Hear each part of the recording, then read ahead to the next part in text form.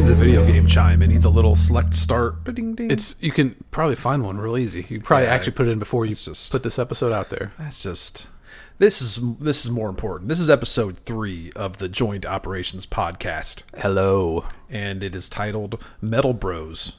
I don't know. I just thought that sounded cool. Like Super Mega Metal Bros. I was gonna say for the Metal Bros. Nintendo Entertainment Center system. Power Metal Bros. But anyway, this is gonna be our music themed episode because for people who might not be on social media as much as me, which by the way, I hate being on social media so much. I wish it wasn't like a marketing thing. Because it's not even effective as a marketing thing. Anyway, hey, I hate you being on social media too.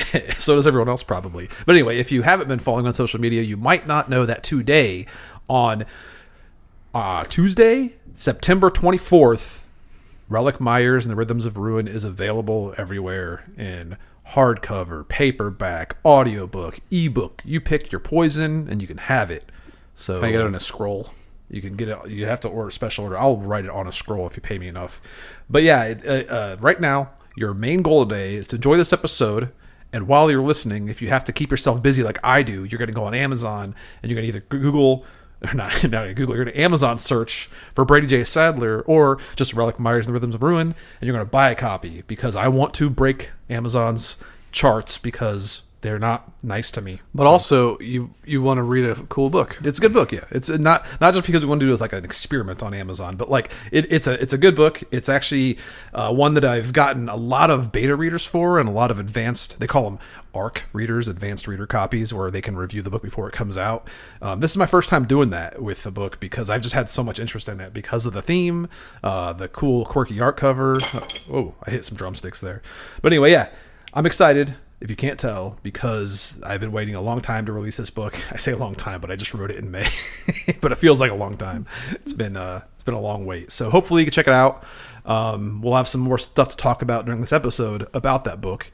But I guess we should just start off and talk about a little bit about what's going on since last episode, which wasn't that long ago.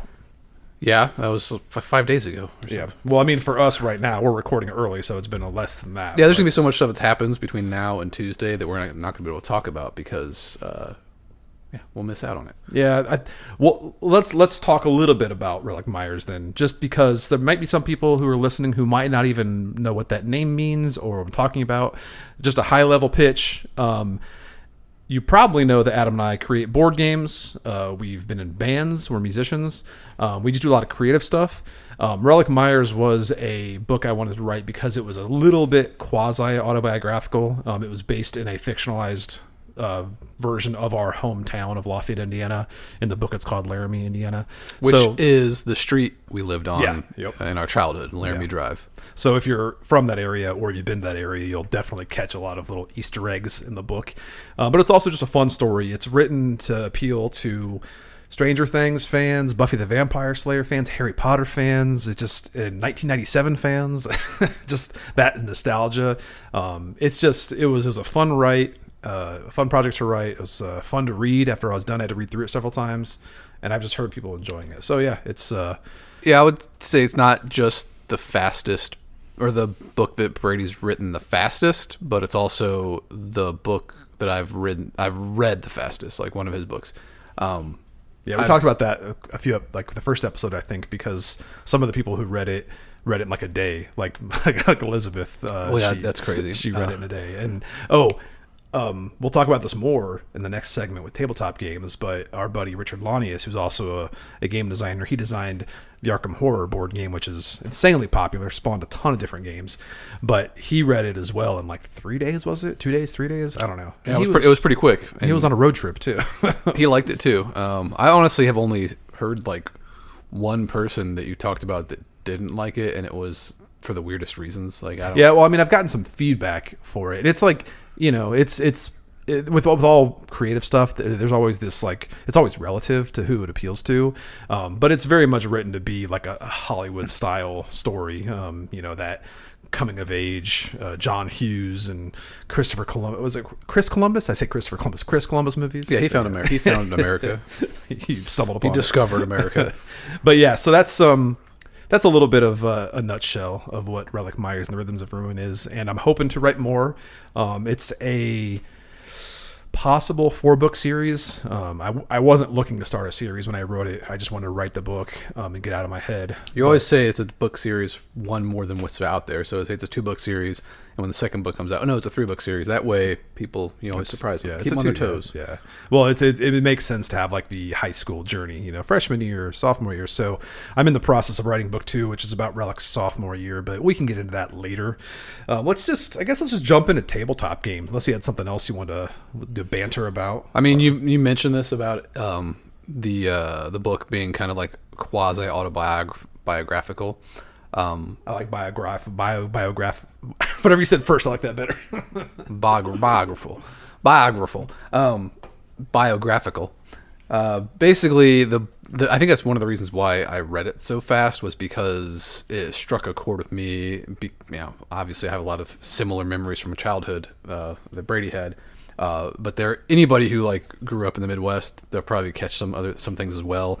But especially those people who grew up in Lafayette, Indiana, people went to high school with, maybe they might catch some things, like some references to names of places. Like Brady said, Laramie, Indiana is based off of the street we grew up on, and I think a girl we went to high school with ended up buying that house and lives there currently. Did at one point. I don't know if it lives there still, but which is crazy. Small world. It's like, hey, you're living in our childhood home. But yeah, some things happen there you don't want to know about. Yeah, I think when I was kind of trying to convince Brady to move on, he had this idea for the story for a long time, and he was working on his fantasy novel or his novel series, and just trying to get some traction, get people to read it. I enjoyed it because, like, I like reading like D&D themed fantasy stuff, and that's what it felt like. It felt like reading a D&D adventure, but it's still a lot to take in. Like when you're reading a new fantasy series, you have to learn so much about their world and backstory to like get a feel for the world. And I kept telling him, hey, you got this idea for the story. You should try to focus on that. Do something different that you haven't done before. Something that stands out, and also just something like easier for people to get into. Like anybody who, knows pop culture or grew up, had some time experience in the 90s, or even like just watched Stranger Things. Like my daughter, for example, is only 11 years old, but she has a obsession with the 80s because of Stranger Things and things like that. But anyway, I think it has much more of a wide appeal, and I think that almost anybody can enjoy it. You don't have to be like a fantasy nerd, like, oh, I love D&D and Lord of the Rings and all that stuff. With Relic Myers, if you like heavy metal, you're really into it. But anybody, I think, can appreciate the story of growing up, a bunch of teenagers going through high school. Yeah, I think one of the hard parts with this kind of storytelling is being exclusionary. Is that a word? Where you're excluding certain people who didn't experience things that you like. Like, for example, I loved power metal, like a very niche form of music in, our part of the world. But I still think that anybody who is unfamiliar with that genre can still experience it through Relic's eyes. So it's written in a more inclusive way where it's not, it's not being too inside jokey in that way. It's more just, hey, here's something that's it's I think it's a welcoming. Yeah, you don't have to be like super into heavy metal to like, you might catch some references if you were into heavy metal. There's Easter eggs. You can probably appreciate it on a deeper level, but I think most people had heard of, like, for example, have heard of Megadeth, for example. They might not be familiar with them, but you know what that is. Yeah, it's pop culture in a way. So yeah, that's a bit about Relic Myers and the Rhythms of Ruin. So please go check it out. Even if you don't like it, buy it for a friend. Buy it as Christmas is coming up. Buy it as a gift. Buy it for your kids if you have. It's anyone who's our generation. Like roughly probably has kids. My kid's 12 and she loved it. So I think it's a good age range. It's a good teen book, but it also appeals to older people because of the time period. So if you're a geezer like me, then you can tell them this is exactly what it was like growing up in the 90s. Yeah. These exact things happened. I got attacked by this exact monster. Exactly. So we will move on to our tabletop segment, which is going to be exclusively to make sure everyone's bought the new edition of Kill Team. No. Is it still on pre-order? Yeah, right? It'll be on pre-order for 2 weeks, but I don't want to encourage. I want to make sure I get a copy. Of course, but this is after. This is Tuesday. Yeah, that's right. So they have the pre-order should be live at this point. I would have already secured my goodies, which I was going to get the big box, but I don't think I need it. I just want to get the rule book and some of the card packs. Maybe a new Kill Team. I'm not sure. The important part is oh, by the way, we've talked about this in our last episode. This is Warhammer 40K Kill Team, which is our first episode actually, so it was 2 episodes ago, but that's what we're talking about right now. Kill Team is available. That's important. Just get that out of the way in our yes, we will probably be discussing this game occasionally after it comes out. I think it comes out on October 5th, so we have a few more episodes before that actually happens. But I feel like that we might have some battle reports or something to discuss in episodes after it comes out, because it's probably a game that I've been excited about the most in the recent future, or recent present. Yeah, and the other, and when it comes to tabletop stuff, I think we should start off this segment by also just talking about, besides what we just talked about, Kill Team, something else interesting to us. For me, I've been reading a lot of the Don't Look Back rule book from Blacksite Studios, which is because obviously horror, it's almost Halloween. It's a horror game, cooperative skirmish game where you're playing as a bunch of just kind of regular townsfolk characters, and you're trying to evade a supernatural serial killer. Not necessarily supernatural, but usually it's some kind of mystical force coming after you, and it's a very interesting game. I'm waiting for my cards, which I think are being delivered next week, to actually play the game. But the rule book, if you haven't seen it, check it out. It is incredible. If this was like a video live stream, I'd show you some cool page spreads, but it's really cool. Don't Look Back by Blacksite Studios. Check it out. We should probably ask if people have any interest in that. In what?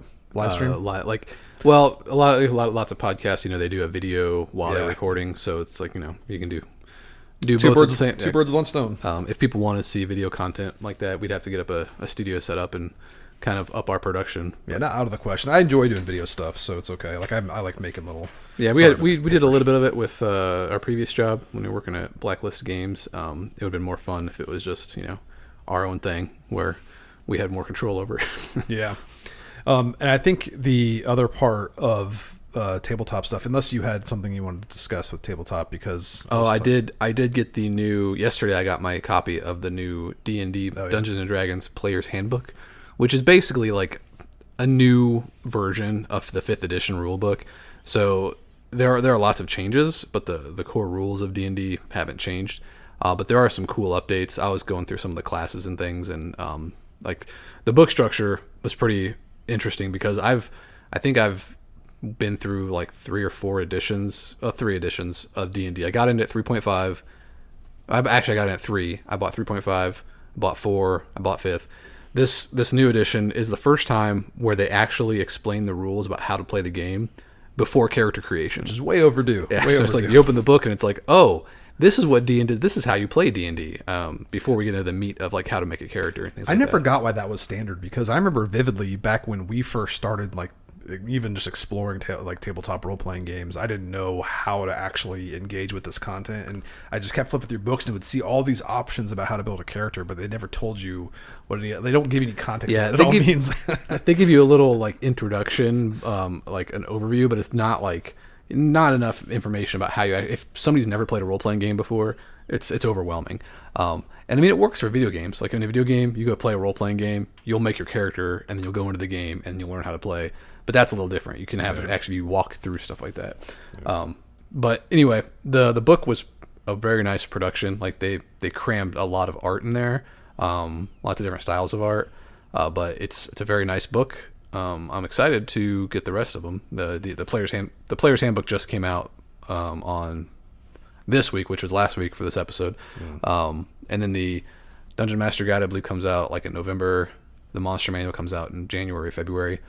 They always stagger them out like that. But the most exciting thing, this is kind of a merge between tabletop and video games.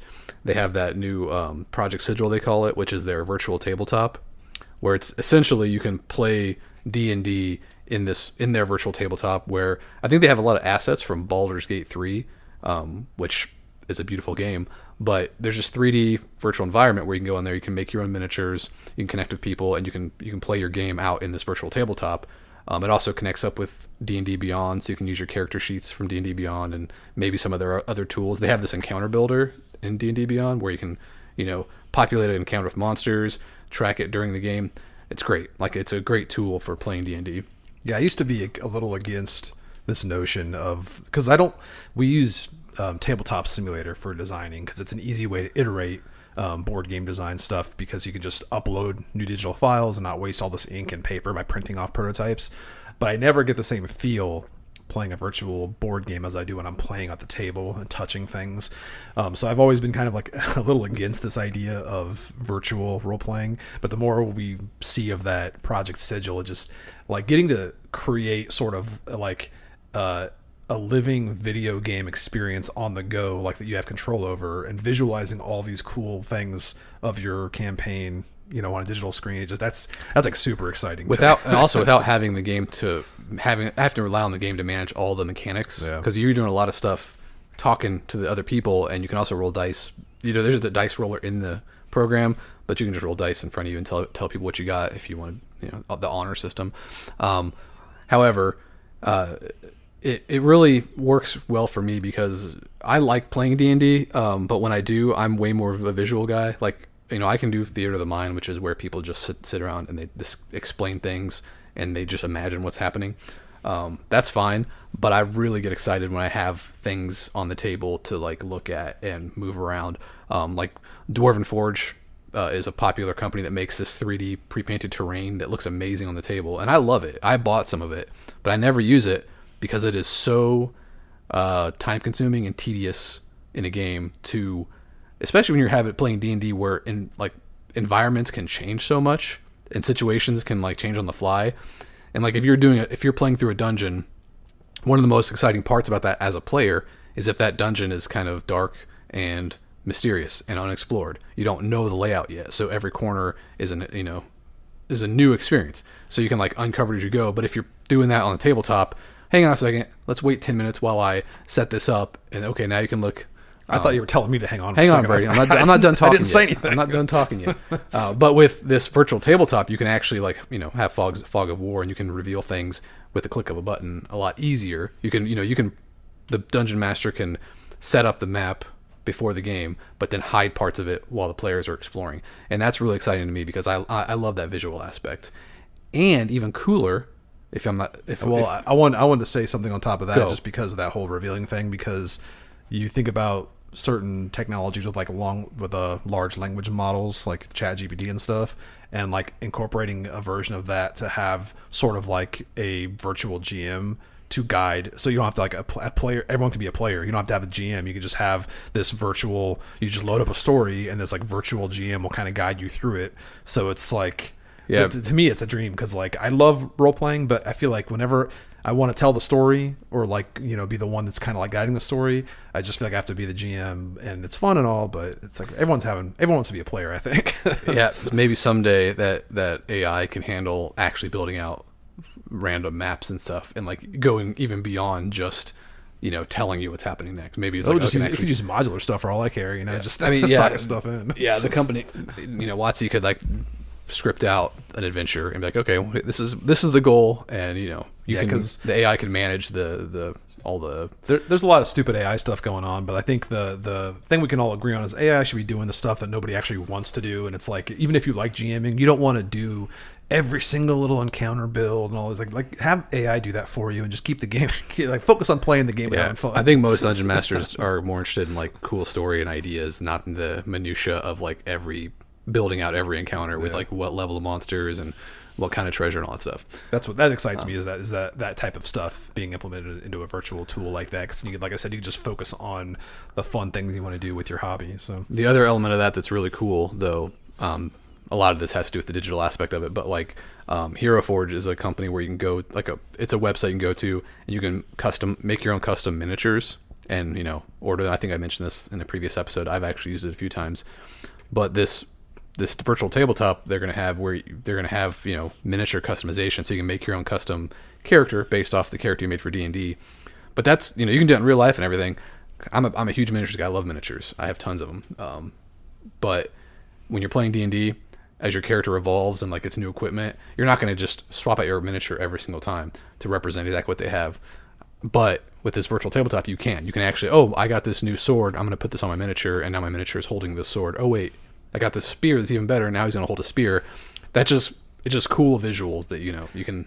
and then they can microtransaction you for all the little. I think that's a great it's model because people buy what they want to use. Yeah, it's- if the I think you have to have a subscription for D&D Beyond to get the good stuff, but like, if it's a free to use the basics and then here's a shop you can buy things, I think that's cool. But that's just me. I'm all for it. I mean it's a luxury hobby, so yeah, if a business can be built on it, then I'm not one of those people. It's like, oh, it's a cash grab. It's like, yeah, everyone has to make money. It's just a we could have a whole episode about this because I feel this way too, where it's like people always complain about what their games cost, like video games, stuff like that. Oh, it's a cash grab. I want people to have jobs making games because I want to play those games. So like, I want business to make money making games. I don't consider it like greedy, nickel and diamond me and stuff like that. No. You're providing me a service. Yeah. I'm happy to pay for games that I want to play or that I enjoy. So that's just my. And this is like kind of going back a few minutes, I think, from the virtual tabletop discussion, but with the D&D handbook, man, there was some good art in there. I think you mentioned they had a lot of variety of art, but there was some really awesome art in that book. I think they mentioned that it was the most art they've ever had in a book before. Yeah, you can tell it's really impressive layout. This also has to do with tabletop stuff because we mentioned before, this being a Relic Myers heavy metal themed episode, I feel like we should update everyone on the progress of our Relic Myers board game, which, we don't have a publisher lined up. We have some discussions going on, but this is something that's probably going to, happen pretty quickly. We're pretty confident in the concept and the fact that there's, a book out there. It seems like it's a no-brainer for lots of publishers, but we are working on what I'm calling what we're calling Relic Myers and the Legends of Laramie, which is a cooperative adventure board game. LOL it. And it's designed by Richard Lanius, who is already busy, hard at work with a prototype that we're stoked to see what he comes up with. We've had a great meeting. It's designed by Richard Lanius and the Sadler Brothers, which is our new moniker we're going to use, I think, going forward. Because I don't like the Parker Brothers. Well, I don't like how I have to go by Brady J. Sadler now as my pen name because, reasons. So we've already done a ton of games as Adam Sadler and Brady Sadler. I don't think either of us plan on designing a game by ourselves, so it's probably easier just to. I'm definitely not. Yeah. So I think we're just going to go by the Sadler Brothers now, and then we'll make a big empire, and we'll be like the Parker Brothers, but people will just. Or who are the brothers that did the Stranger Things? Or what was their names? Duffers. The Duffer Brothers. That too. Yeah, the Duffer Brothers. I'd be cool being the Duffer Brothers. You want to be the Duffer Brothers? I would be like them. Be like them. I don't know them personally, so. But anyway, yeah. So a little bit of a project update is, like I mentioned, we had a great meeting with Richard. Adam and I had this vision document laid out of what we imagined this game to look like and feel. And then Richard churned through the book on his road trip last week. I guess 2 weeks ago from when this is posted. But he was really, really inspired by it, which was awesome to hear. I mean, first off, as the author of the book, I was stoked that he enjoyed it so much and had so many cool ideas from it. But also, like, it's going to move the project along a lot faster because he's already got tons of ideas he wants to show us. So this is a good opportunity to ask anybody listening if they want to engage in either social media or the Discord. If you're gonna actually manage the Discord, just ask their opinion on, like, if literature tied to a game enhances that enjoyment. Like, would you be more likely to buy a book based off a game you like or a game based off a book you like? Like, do those have anything to do with each other? Like, do you, I don't know. Like, it's a curious topic because, I'm always curious about that because I think at the tail end of this episode, we'll talk about tie-in media in general because, we're talking about music and books. And this is kind of like a gaming themed podcast in a way. But I think for me, that's what really hooked me was, and I'll kind of go back into the backstory of how I got into this stuff, later on in the episode. But whenever I pose this question to people about whether or not that makes a difference to them, they always reference like Black Library. Black Library is huge, which is the Games Workshop literature arm, essentially, where they write all of their tie-in media, and it's got a good following. I mean, a lot of those Black Library authors or like New York Times best-selling authors, and I don't know the numbers involved there, but I'm pretty sure they're still making a pretty good sales on those books. So that's one like frame of reference, I think. But I'm also curious because I know there's been some that haven't done as well. I don't know if the Pathfinder books just stopped selling, and because they stopped doing the fiction for their. I didn't even know they had novels. Yeah, I've had quite a few. I think I didn't read a ton of them, but I think they stopped doing them. I heard maybe they're doing it again, so maybe they're restructuring. I don't know, but yeah, I mean, I do know that licensed properties. As much as I don't really care about working on them, or I don't enjoy the business side of things about working on licensed projects, I do feel like I'm more drawn to certain games that might be a license or an IP that I like. A good example is like Warhammer. I'll play all kinds of games that are Warhammer themed that I probably wouldn't care as much about if they weren't. I think Space Marine is a great example. Space Marine 2 we've been playing recently. We'll talk more about this in the video game. Is this the video game section? We should transition to, I think, because all I wanted to do was really update about the Legends of Laramie project, and then that was a great segue that I just interrupted. Segue. So in the video game section, we've been playing a lot of Space Marine 2 lately, and it's a great game. Like, people are loving it. I have been having a lot of fun with it, but I believe that the fact that it's Warhammer 40K contributes to about 80% of my enjoyment of the game. Like, I love playing in that setting in such a well-crafted way. If it wasn't Warhammer, I would probably have... We've beaten it. We played through all the co-op missions.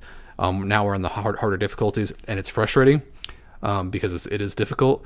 I would probably not be as motivated to keep trying if it wasn't Warhammer, because I just enjoy that world so much. Yeah, a good example is, it plays a lot. It could arguably be said that it plays a lot like a Gears of War game. So it could be like a Gears of War game in a way. Kind of. If it was Gears of War, I think we'd be done with it by now. Like, we liked it. It was fun, but it's like, let's move on, But yeah, obviously there are big differences, but yes, people would compare them to, they'd be very similar. It's an action, sci-fi lots shooting of gory, chainsawing monsters, guys in big armor and cutting up aliens. But yeah, Space Marine 2 has been a blast so far. It has actually been quite amusing and encouraging to see so many people who have like zero experience with Warhammer, never even don't know anything about the setting at all, but they're like super into it now because this game is so fun. Like, it's hard to fight that like weird anger you can feel sometimes when it's something that you care about, and then somebody posts something where it's like kind of an offhanded comment like, "Oh, this used to be a board game." Yeah, I only care when it's more like stating a fact when it's wrong. Yeah. It's like, "Oh, I can't believe this used to be a tabletop game." It's like, no, it still is. Well, I recognize that it's like completely an unjustified emotion, but it's like I can't help that reaction I have where it's like, "Oh, shut up, man." I heard I was watching Rogue Hobbies, which is a channel on YouTube. It's Louise. Louise used to be a painter in the Warhammer studio. Is that Smudgeon? I honestly don't know how to pronounce her last. Is it SMU something? Yes, yeah, it's Louise. Yeah, but she was a painter I really enjoyed watching when she was on Warhammer TV.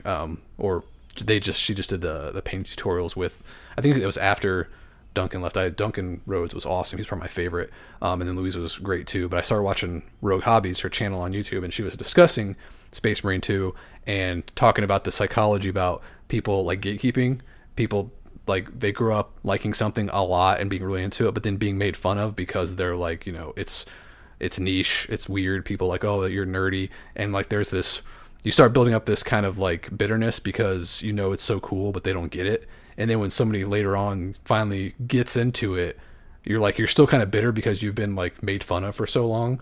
I haven't experienced that because I don't feel like I've been ostracized for my interests that much. I'm kind of an introvert anyway, but I think some people get that feeling where they're kind of like bitter that people have ignored something for so long that was so cool and they're just now getting it, quote unquote getting it. I could see that. What's weird to me is I always think of like Game of Thrones, because I remember when we first started Lorenguard, I think it was like the first year of Lorenguard, I finally picked up Song of Ice and Fire, the first book, Game of Thrones, and this was like 2005 or 6 maybe, and this was like years before there was even rumors about a HBO show.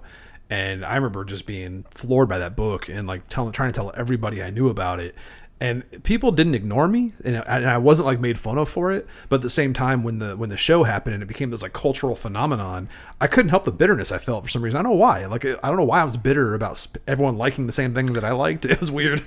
Maybe it's because it's like you got excited about it years ago, and then all of a sudden these people are like hyping something up that you've already been hyped about before. Yeah, it's like, okay, that's old news. Maybe like, I felt like subconsciously somewhere I felt like I told you that was good a long time ago and you didn't listen to me. Yeah, I personally have no problem anybody getting into Warhammer 40K. Like, if you are into it, great.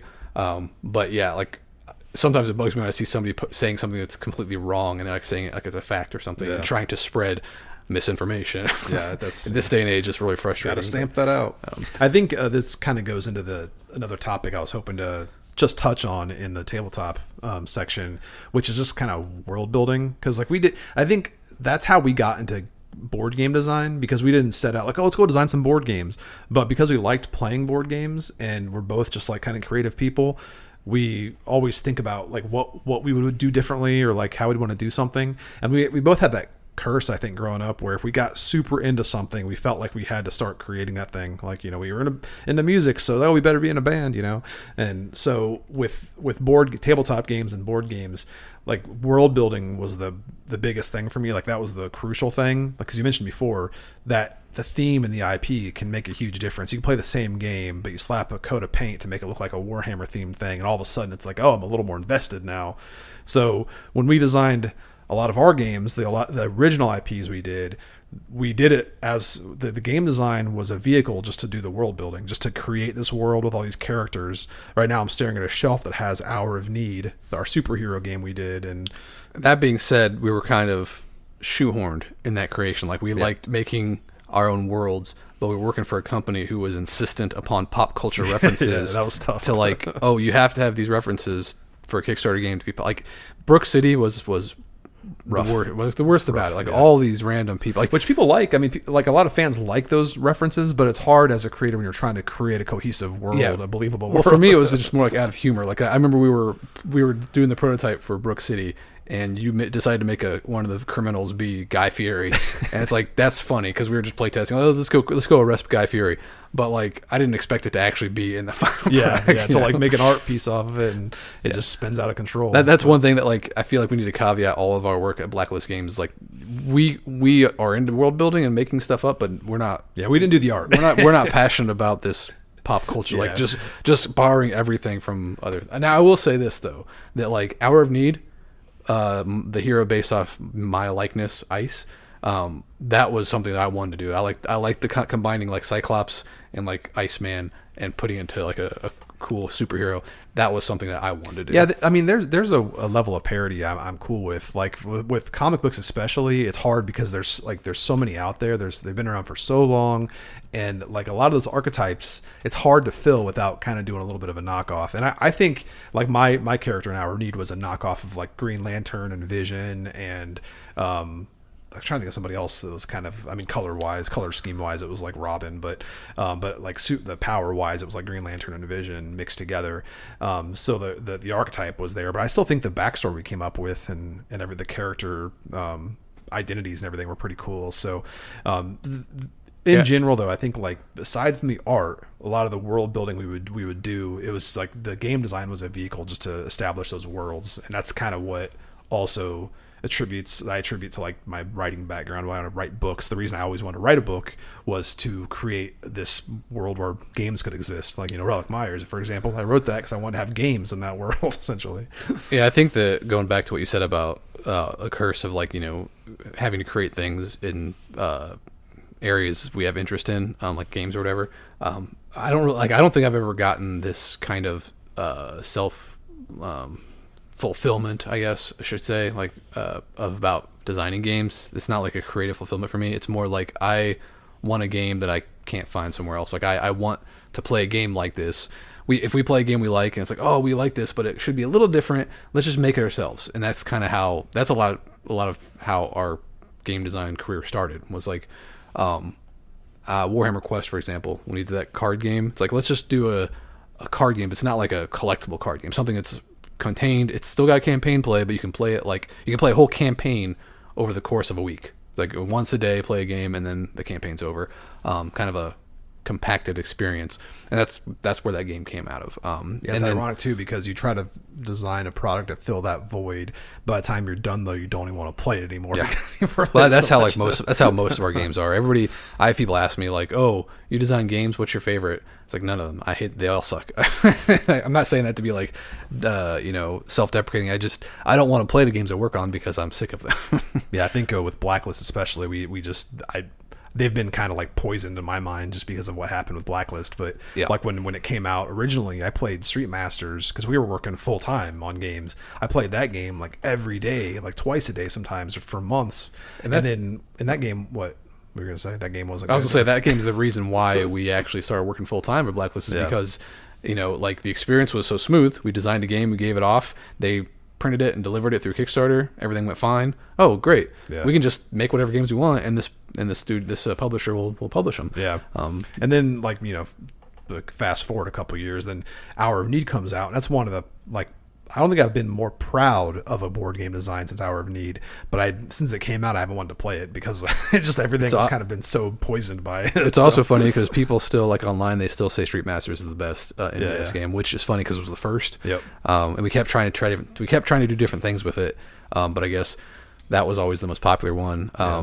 But speaking of Hour of Need, though, Richard Lanius, who's our buddy working on the Relic Myers board game, that's one of his favorite games. He said he loves Hour of Need, so he's definitely got the same mindset we do. There were a lot of cool things about that as a product model. It would have been a really good product model to continue. And I'd like to do something more simplified in that regard at some point. Don't mess with that.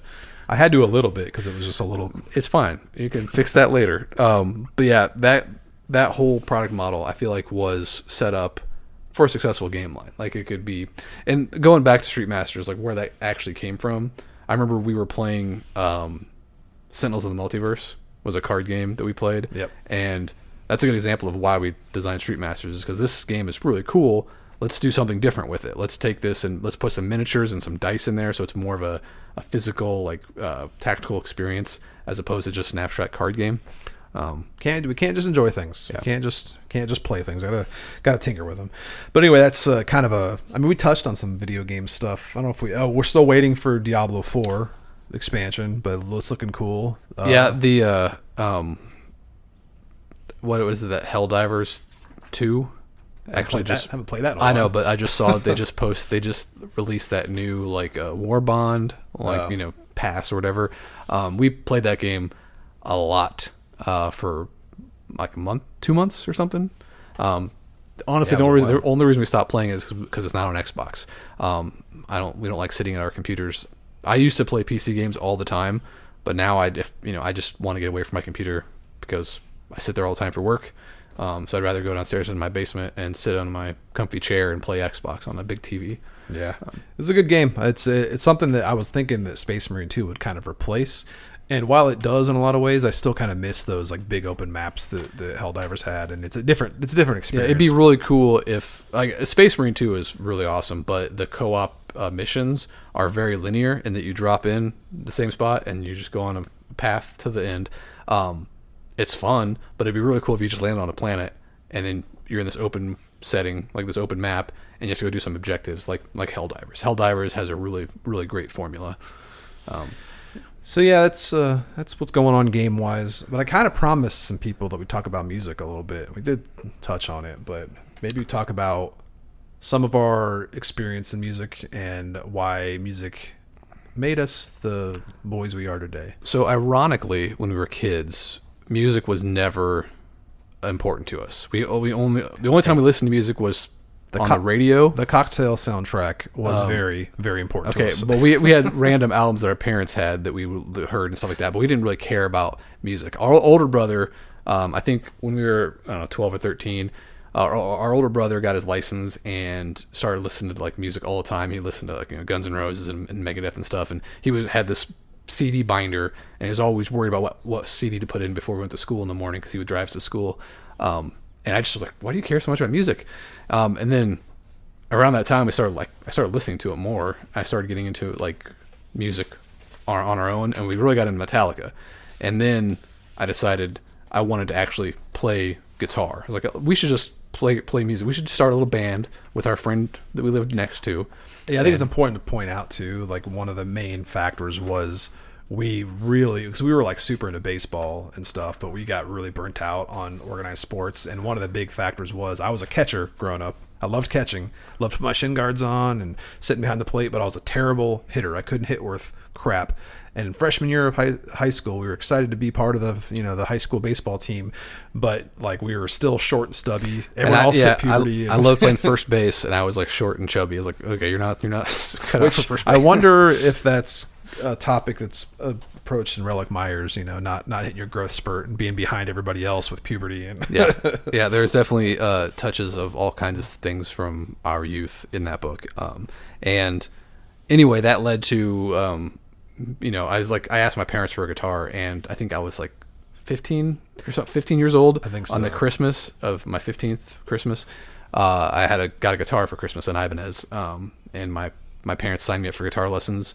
And I had guitar lessons with Joe Shireman from, he went to high school with my older brother, but he had Marty Friedman hair, like really, really curly, long hair, like dark hair. And he looked like he looked like he was a heavy metal guy. So, that kind of guided me. He taught me how to play Inner Sandman my first couple weeks of guitar lessons. And that kind of put us on the path of just like, let's learn some Metallica songs. And after I got my guitar, I don't know how long it was till you got your drum set. I want to say it was close. I want to say it was close to my birthday, but it might have been like before, because it might have been like right before my 16th birthday. I remember Mom got really mad because Dad picked me up from guitar lessons, and you were waiting for me, and you were walking around with him looking at drums, and he just randomly decided to buy them for you. Like that, Dad loved the buying most things. Expensive place to buy them. Yeah. I could have just ordered them online. Yeah.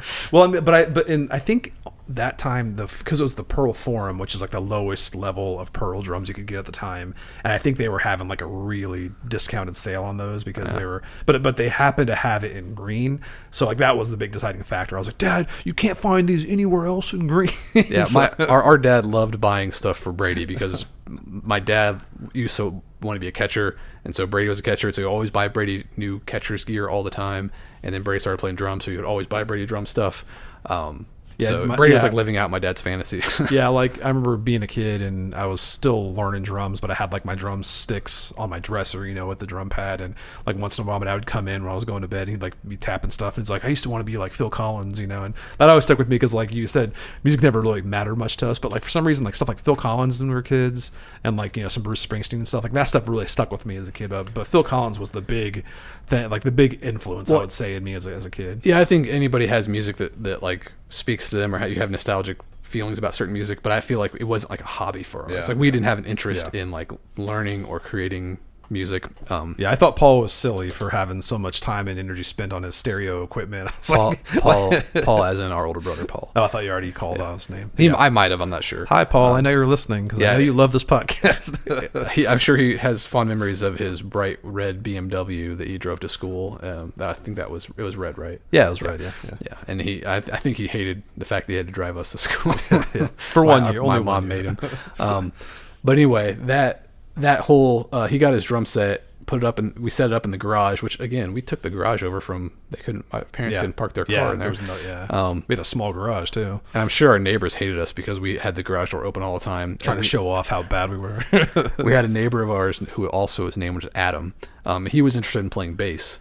Since I got a guitar, he was like, hey, let's start a band. And didn't he already have a bass? Like, he had a really old Gibson that was like I don't know, like from the 70s or something. His dad's or something. But he got really into that, and so he started playing Inner Sandman together in the garage over and over and over again. That was the birth of the legendary band known as 16 Blanks, because I think that was Adam and Brady with like that was the number of letters. I don't even know where that came from. I think we were like 16 at the time, and I think blanks we just liked. It sounded like a gun. You're firing blanks or something, but like, and then I was like, hey, wait a minute. If you take all of our letters and the ampersand between and, like that's 16 letters, so it makes sense now. Yeah, but then we kind of evolved creatively, and then we became Restraint. That was our performing name at our first battle us and bands. Like 24 other bands. Yeah. Our first performance, I forget, was it Brent Winter? Was that our first performance was just us three. Oh yeah, because of the Battle of Bands. Yeah, We played a medley of Inner Sandman by Metallica and then it went into Trust by Megadeth, and that's because I couldn't play the guitar solos. I Yeah. didn't know the guitar solos, so we just stopped the song at the guitar solo. Can I tell the story about what happened after the performance, or is that inappropriate? That's inappropriate, probably. It's not important. Yeah, it's not important. Well, I mean, it's important in the fact that like it really secured me in what I wanted to do. That's what locked me in, I think, for being a musician. I was like, Yeah, this, just to keep the clean part, we were loading up our gear in the back loading zone of the auditorium, and it was late in the evening, and there were this is our first performance ever. So Yeah, this is our first experience of what it's like being in a band. Now, I will say that right when the curtain opened up, we were standing on stage. We were really nervous, but there was a packed auditorium of all the kids and their parents, stuff like that, because it was after school performance called, what was it called? Red and Black Review. The Red and Black Review. Actually, no, I think this was the Battle of the Bands during the school day. This was different. Well, the one I'm talking about was at Yeah, night. that was the different. second Yeah, one. That's different. But anyway, what he was talking about was we were loading our gear up in the evening, and there were some young girls from school. I didn't recognize They them. were young, but they were my age. Yeah, they were our age. They were our They generation. pulled their shirts up to show off what was under their shirts, and it was like, wow! All we do is play a really crappy show in there. So this is I was like, so this is what being a band is like. Great. So it really that obviously imprinted in my young little brain. I was like, oh, this is what I need to do with my life now. Yeah, but I think more than that, though, before that was at that Red and Black Review of the performance when the curtain went up and there's just like a packed house. They were there for everybody. They weren't there for us, but it felt cool to be on this stage. And then I raised my hand up before I started, and the crowd, they just all started clapping. I'm like, wow, I have this kind of control, and nobody recognized me in school ever. Like, so I didn't have any, I wasn't popular or anything. So whole different dynamic. And then the next day, nobody recognizes you either. Yeah. It's like it's all over after that stage. So you can kind of see why some of these people who are musicians and they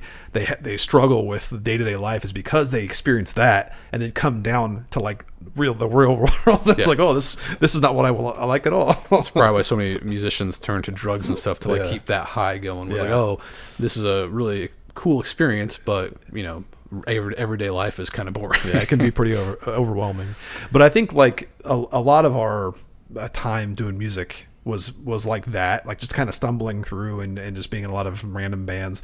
I don't think it was until we started, after we graduated and kind of like just blindly floated around Lafayette trying to figure out what we wanted to do. And first we went to Ball State for a semester and learned that we weren't ready for college.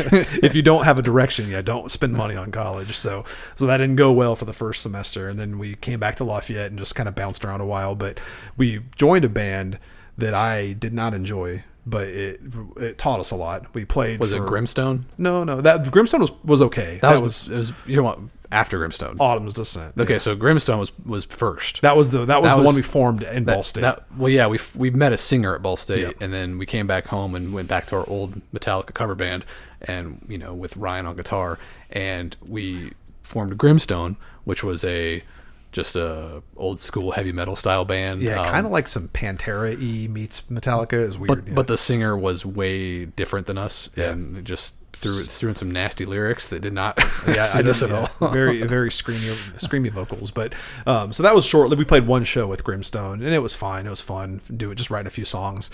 We have a demo tape somewhere, I think, we recorded. I'd be scared to listen to that.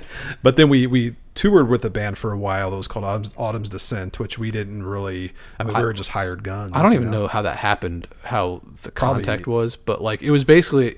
I think it was because there was we were aware of this singer who had an album ready to go. Like he wrote and recorded an album, and he was ready to tour with it, and he was just looking for a band. And at the time, we were like, this would be a great experience for us because we want to play shows, but we don't really have we don't have songs written. We never had a singer. We never had like a steady singer. That was it right there. The fact that it was a singer. Yeah. Like that was the hardest thing for us to find. We never thought to just go to the choir in high school. And I tried. Hey, did you guys want to be in a band? Yeah, so that was it was like probably a year or two of touring. I forget how long we were in that band. Well, yeah, we got hired as in like we joined this group and it was electronic.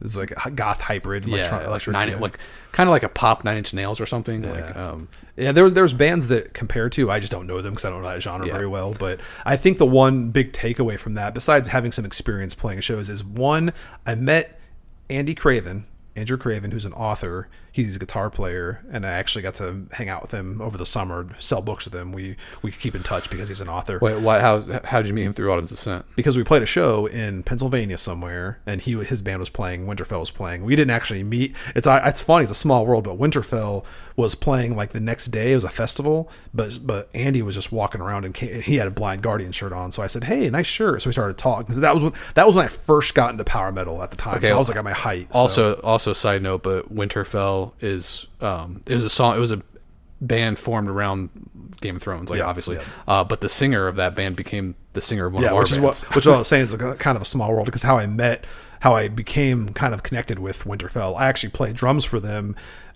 years later when they opened up for Camelot, which at the time was my all-time favorite band. So I got to meet Camelot's drummer and hang out. That was really cool. But that's kind of how I became kind of just connected to that band. But I met Andy on tour, so that was a big plus to being in Autumn's Ascent. The second one is I really learned how to spin sticks while playing very well, because the songs were so boring to play. I had to do something. All I did was wear a click, and I just played a disco beats to a click, so I had to do something with my hands. So I started to learn how to spin sticks while playing, and I got pretty good at it. So then when we started playing with Lorenguard, I could impress people by playing power metal and spinning my sticks in the process. So that was a big plus. I think that song, that whole band experience, the whole experience playing with that band, the bass parts were super simple. Like there was really no challenging bass parts, but I was responsible for doing backing vocals as well, so I had to kind of learn to kind of get over my quietness or whatever, to learn how to project and also sing somewhat in key. It was a little easier because there were backing tracks to follow, because there's like a lot of backing tracks in electronic music. So Brady had to play to a click track, and we had to. That's another big plus. Not just spinning sticks, but playing to a click is important. You go to the studio, it's a tough skill to have. So like when we started playing with Lorenguard, we played with a click too later on, because we had orchestra backing tracks we wanted to play to for intros and everything. So being able to play to a click, it's not always easy. So that was a good thing I learned in that band.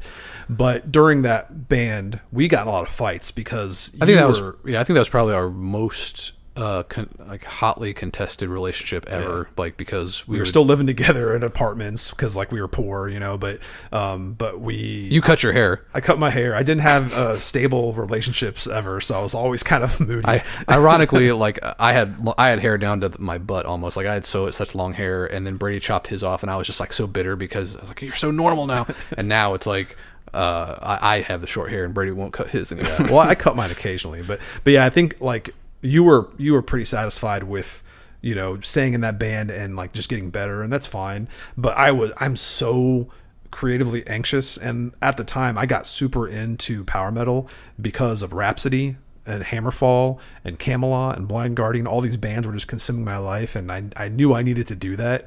So that's kind of what started this impetus to start Lorenguard.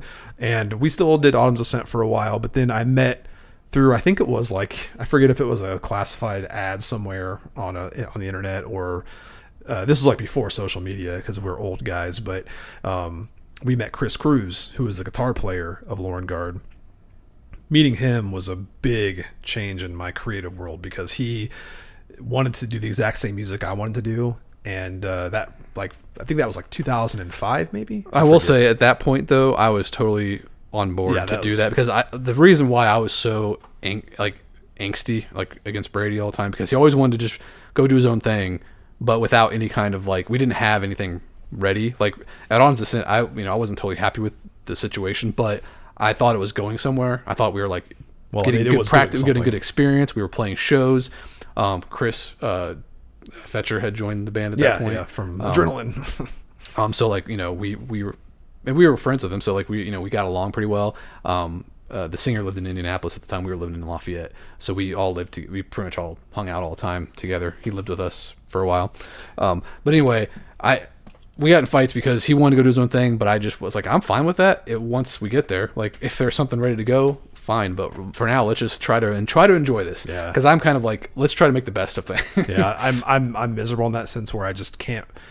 I'm like a dog with a bone or something. I just can't let things go, and I was just very unhappy with the whole Autumn's Ascent situation. But fortunately, once we met Chris, we had like a little side project where we were just doing Lorenguard on the side, whenever we'd use the practice space when Autumn's Ascent wasn't there. And how long did that go on for? It was like, it wasn't very long, was it? Well, I forget when Of Tales to Come came out, because Chris Cruz is an amazing musician. He was like, at the time, he was playing drums for Castlevania? Demirkis. Oh. Castlevania was a while ago.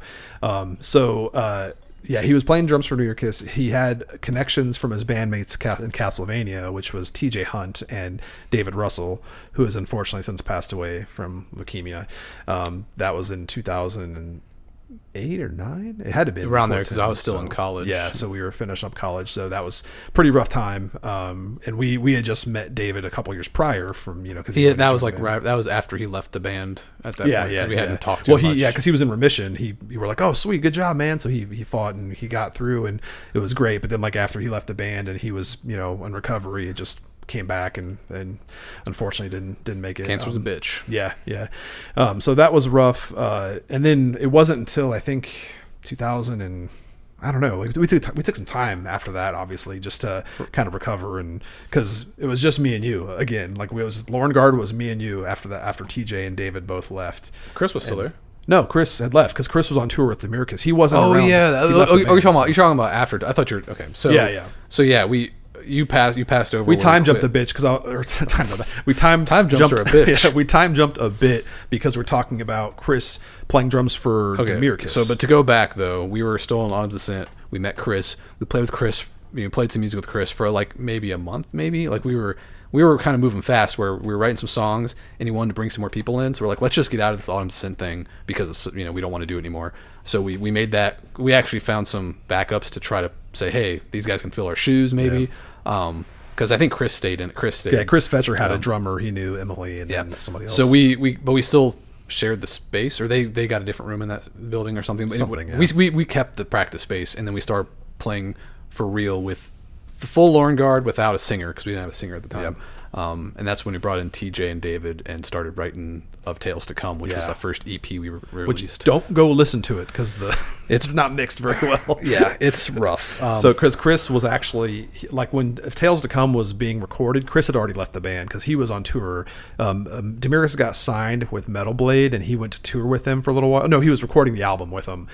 So he was out of the band officially. So we were trying to operate. We did the Of Tales to Come EP. He came back to play guitar on that, but then he was done completely.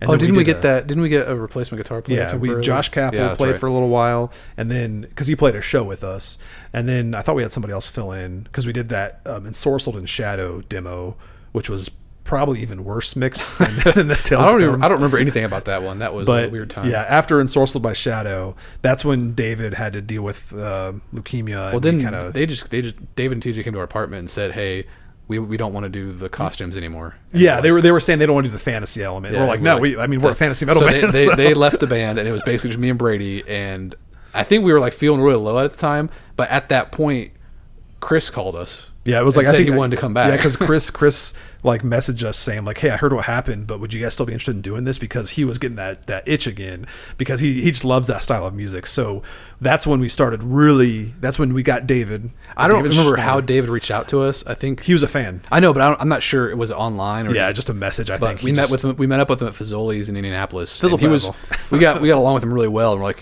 he seemed really cool and very excited. So he just hopped in, and we actually started practicing in his basement, right? Yep. Yeah, it was his basement in Indianapolis, and we wrote all of Eve of Corruption there, and then we did mention that we had a singer before that where Rob joined the band. Rob Stith. He joined the band for the first two demos, and then he left. Well, we all left, right? Like that was when the band pretty much. Yeah, when Chris wanted to redo it, he wanted to do it with a different singer because he had a sound in mind, and that's when we started talking with Rob with two Robs. Rob Stith was the original singer, and then he went on to do his own projects, and then we got Rob Graves from Winterfell. He was the singer for Winterfell, so that was a long process between those. But in that time, we were writing all the music for Eve of Corruption. And we also met the amazing keyboardist who was at Purdue at the time, Alec Bickham, who also unfortunately has since passed away. Which Lorenguard has just had this tragic streak with keyboardists. Like I never want to talk about it like in the sense where it's like, oh, the band struggles with keyboard players, but like, because these are two very cool people that we knew. It's very strange that how that played out. But we've had two amazing these guys, David Russell and Alec Bickham, were both just these incredible musicians, and Alec was such a nice, sweet dude too. Like he was so cool with everything, and like we went to go meet him at the dorm at Purdue, and there was like a grand piano there, and he was just like playing crazy stuff. Like he was just, people were just crowding around. Like, oh my god, he's like a virtuoso. He could just play anything. He wasn't one for this world. He was out of this world. He was beyond everything. Anytime we wanted to like get a specific sound on a song, he would whip out like so many different keyboard parts with like strings and orchestra and stuff. Like if you listen to Eve of Corruption, the album, which I'm still super impressed by. Like I still listen to that and I still love it. Some of the sounds on that, they're just amazing. Like there's just such big orchestral sounds. Yeah. So I think that was a big factor too. And like when we took a bit of a hiatus after Eve of Corruption came out, and we're coming up on an hour here, so we can wrap up the discussion. But which is good timing because we, since Eve of Corruption came out, we put the book. I put the book out. We put the album out around the same time. Both the album was like super well received. I think the book. I think a couple people read it and maybe thought it was cool. But we sold a lot of them at shows, which was cool. And if you're interested, the album is still available. Like streams everywhere. Yeah, you can find it anywhere. Eve of Corruption by Lorenguard. That's our one and only full album. We had a second one. Like we were in the process of writing a second one. It was like halfway done, I think. Yeah, but the band kind of fell apart because of all kinds of things. Rob moved back. Alec moved to California. Yeah, and Alec would stay in touch. It just we lost touch for a bit before he passed, and some medical condition I wasn't aware of. But like I just we just never really had the impetus to kind of get back and try to figure out a way to do any more with it. And plus family stuff, like Chris has kids, we have kids. But I will say to leave on a positive note is Adam and I are doing a new project with the audiobook narrator for Relic Myers, Brian Callanan. We are writing the Alternus song with him, and we're in the process of recording it. I put a little teaser up today on social media, so you can follow me at BradyJSadler.com. All my links to socials are on there, but we'll be posting that song whenever it's ready for public consumption. But it's pretty fun. So we're the official live action Unknown Oath from the story. So go read the book; you'll get that reference. Yeah, and if you're interested, go check out. You can actually listen to the whole album for free on YouTube. I think Lorenguard, Lorenguard. It is like I said, it's still an album that we're both proud of. It's one of my top 10 albums of all time. Even if I'm trying to be biased because I play drums on it, but at the same time, it's just like exactly what I want to hear when it comes to like power metal, symphonic, epic metal. Yeah, we were just lucky enough to play with like really awesome musicians and be a part of them contributing to a story Brady wrote, and the album does a good job of telling that story. And if you like the album and you want to know what that story is, the book's also available on Amazon and most online retailers, so you can snag a copy of that as well. Unfortunately, there's only part one. That series was never expanded upon. If I sell more of them, I'll write a second one. Yeah, maybe if the Lorenguard album starts selling like crazy, maybe we can convince Chris and Dave to like get back together and let's do it again. We'll do an anniversary tour or something. But another album. Be 40-year-old men playing fantasy. There's plenty of people. Yeah, there's like I just saw Iron Maiden is announcing their next world tour. They're like in their 70s, 80s. I forget. I will say that even after we were done playing bands, Dave would regularly come over to our house to play board games for like I don't know, like a year or 2 years straight. Like we saw him all the time, which was great. He's been busy, since I don't know when the last time we got together. Well, COVID hit. Like the pandemic changed everyone's schedules. But Anyway, so that's how the Metal Bros came to exist, and hopefully we'll have some more chapters of that story to tell in the future, especially when this Unknown Oath song is done. But we didn't have any questions or anything from the audience. Obviously, if there is an audience, I know some people are downloading it, but if you listen to the podcast and you have questions for us, or if you have things you want us to talk about, we're open to that. See, the beauty about podcasts is they're very passive. You can just like turn them on and listen to them. You don't have to engage. So actually asking questions takes a little work, and I get it. So if you don't want them, I don't mind not answering questions. I'll just talk at you. I'll just keep talking at you. We have no problem coming up with the things to talk about, but we're happy to also take requests because because if we know people are listening, we'll actually go out of our way to record some stuff. it might motivate us to do this more often if we know people are actually listening to it. Or you can just hit that star button on the podcast and give us some 5-star ratings and put a little review saying these guys are terrible, and that way it'll at least like get the algorithm to have us pop up a little more. So anyway, that's reminder, go pick up Relic Myers and the Rhythms of Ruin, available today. And if you're free tonight, I'm going to be doing a Q&A on YouTube, which you'll see on my social media. I'll probably share it on this Facebook ad as well when I post this episode. So I might watch. Yeah. So come ask me questions or just talk about Relic Myers some more, because I could talk about it all day. But I'm done now. Have a good one. See you guys later.